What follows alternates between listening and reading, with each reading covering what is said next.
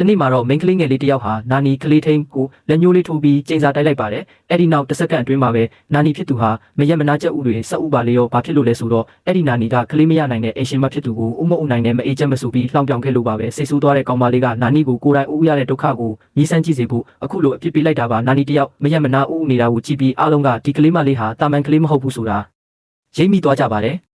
တကယ်တော့ဒီကလေးမလေးရဲ့တကယ်အထောက်ထားကလူလောကရဲ့ပြိတ္တိတီချင်းကိုအုပ်ချုပ်ရတဲ့နတ်ဖျားမလေးဖြစ်ပြီးဖျားသခင်ရဲ့အနားမှာကစားရသူပါသူမဟာလူသားတွေရဲ့ဆူတောင်းတန်တွေကိုတနာတာကြောင့်ကလေးတွေရှောက်ပေးလိရှိတယ်လို့တခါကဆိုရင်ဖျားသခင်အနားယူနေတော့မှကလေးပေးတဲ့မော်ရတနာကိုခိုးတုံးပြီးကလေးစုပန်တဲ့လူသားတွေတာမကတရိတ်ဆန်တွေကိုပါကိုဝင်ရအောင်လုပ်ပေးခဲ့ပူပါတယ်ဒါကိုတခြားနတ်ဖျားတွေကဝိုင်းတာရင်ငင်းခုန်ကြရာကနေအဲ့ဒီမော်ရတနာဟာလူပြည်ကိုမှားယွင်းကျသွားခဲ့ပါတော့တယ်ဒါကိုသိသွားတဲ့ဖျားသခင်ကကောင်မလေးကိုပညာပေးဖို့အတွက်တကယ်ပဲကလေးလိုချင်နေတဲ့လူ9ယောက်ကိုကူညီနိုင်မှလက်ပြည်ပြန်လာရမယ်ဆိုပြီးလူပြည်ကိုဆင်းခိုင်းလိုက်ပါတယ်လူပြည်ရောက်တော့အစိမ့်သက်သက်ပတ်ဝန်းကျင်ကြောင့်စိတ်ပြက်နေတော့မှပဲယုံကြည်သူတယောက်ရဲ့ဆူတောင်းတံကိုကြားလိုက်ရပါတယ်ကောင်မလေးလည်းချက်ချင်းပဲမော်ပညာနဲ့ဖျားเจ้าကိုတွားကြည့်လိုက်တော့ဆူတောင်းနေသူဟာထိတ်တန်းစီးပွားရေးလုပ်ငန်းစုကြီးရဲ့အမျိုးသမီးဥက္ကဋ္ဌဖြစ်နေတာကိုတွေ့လိုက်ရတယ်သူမရဲ့ကံကြမ္မာရဆိုရင်အမွာလေးတွေရရမှာဖြစ်ပေမဲ့သူမရဲ့ဝမ်ပိုက်ပေါ်မှာတော့မိစ္ဆာတွေရဲ့ခြေရာတွေဖုံးလွှမ်းနေတာကိုကောင်မလေးကမြင်လိုက်ရပါတယ်ကောင်မလေးကသူမရဲ့လက်ကလေးနဲ့အဲ့ဒီပိုက်ကိုအုပ်လိုက်ပြီးမော်ဆွမ်းအားသွင်းပေးလိုက်တဲ့အခါခြေရာတွေအားလုံးပျောက်ကွယ်သွားပါတယ်ဒါကိုမြင်တဲ့အမျိုးသမီးဥက္ကဋ္ဌကကောင်မလေးဟာတာမန်မဟုတ်မှန်းသိသွားပြီးနာမည်မေးကြည့်ရကနေသူမဆူတောင်းနေတဲ့နတ်ဖျားမလေးဖြစ်နေမှန်းသိလိုက်ရပါတယ်ကောင်မလေးကမမမှာကလေးတွေအများကြီးရလိမ့်မယ်လို့ပြောလိုက်တဲ့အခါအိမ်အောင်သက်9နှစ်အတွင်းကလေးမရလို့ဆေးတွေနေတိုင်းတောက်နေရတဲ့အမျိုးသမီးဥက္ကဋ္ဌကြီးမှစုံသွားပါတော့တယ်အသက်9နှစ်တောင်မပြည့်သေးတဲ့ကောင်မလေးကတစ်နှစ်အတွင်းကလေးရအောင်လုပ်ပေးမယ်လို့ကတိပေးပေမဲ့သူမကတော့ကလေးကစားစရာပြောတယ်လို့ပဲထင်နေတာပါကောင်မလေးမှမိဘမရှိတော့ဘူးဆိုတာသိသွားတဲ့အခါစိတ်မချတာကြောင့်သူမကပဲမွေးစားသမီးအဖြစ်ခေါ်ယူခဲ့ပါတယ်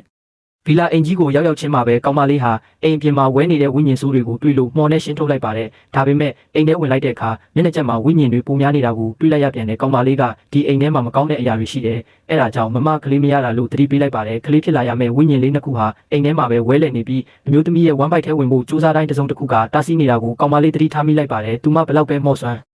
အားသုံးပြီးကူညီပေမဲ့ကလေးတွေကိုဘိုက်ထဲထည့်ပေးလို့မရခဲ့ပါဘူးအဲ့ဒီအချိန်မှာပဲရောက်ခမဖြစ်သူနဲ့နာနီတို့အပေါ်ထက်ကဆင်းလာပါတယ်နာနီကိုမှဝိညာဉ်ဆိုးတွေကတ်နေတာကိုမြင်လိုက်ရတဲ့ကောင်မလေးဟာဇဝေဇဝါဖြစ်သွားပါတယ်ဒါပေမဲ့ရောက်ခမဖြစ်သူကကလေးမရရင်ငါသားနဲ့အမြန်ကွာပေးလို့အော်ဟစ်ဆဲဆိုပြီးနာနီကပါဥမအုပ်နိုင်နဲ့ကြက်မလို့လှောင်လိုက်တဲ့အခါကောင်မလေးစိတ်တူသွားပြီးနာနီကိုမော်ပညာနဲ့ဥတွေမရက်မနာဥခိုင်းလိုက်ပါတော့တယ်ရောက်ခမကကောင်မလေးကိုမြင်သွားပြီးသူမကဥက္ကဋ္ဌကိုမေမေလို့ခေါ်လိုက်တဲ့အခါငါသားကိုဖောက်ပြန်ပြီးရလာတဲ့ကလေးဆိုပြီးဆွဆွဲပါတော့တဲ့ကောင်မလေးကသူမဟာနတ်ဖျားမဖြစ်ကြောင်းပြောပေမဲ့ဘယ်သူမှမယုံကြပါဘူးဒါနဲ့ပဲနာနီဟာအရင်ကကိုဝင်ရဘူးတဲ့အကြောင်းနဲ့ဖျက်ချဆွပစ်ခဲ့တဲ့ကလေးဝိညာဉ်ကသူမခြေထောက်ကိုဖတ်ထားတာကိုမြင်အောင်လုပ်ပေးလိုက်ပါတယ်နာနီဟာထိတ်လန့်သွားပေမဲ့သူမရဲ့လှုပ်ဝက်ချက်ပေါက်ကြားမှာကြောက်လို့ကောင်မလေးကိုမိစ္ဆာမလေးလို့ပြန်ဆွဆွဲပြီးအိမ်ကနေမောင်းထုတ်ဖို့ကြပိုးစားပါတယ်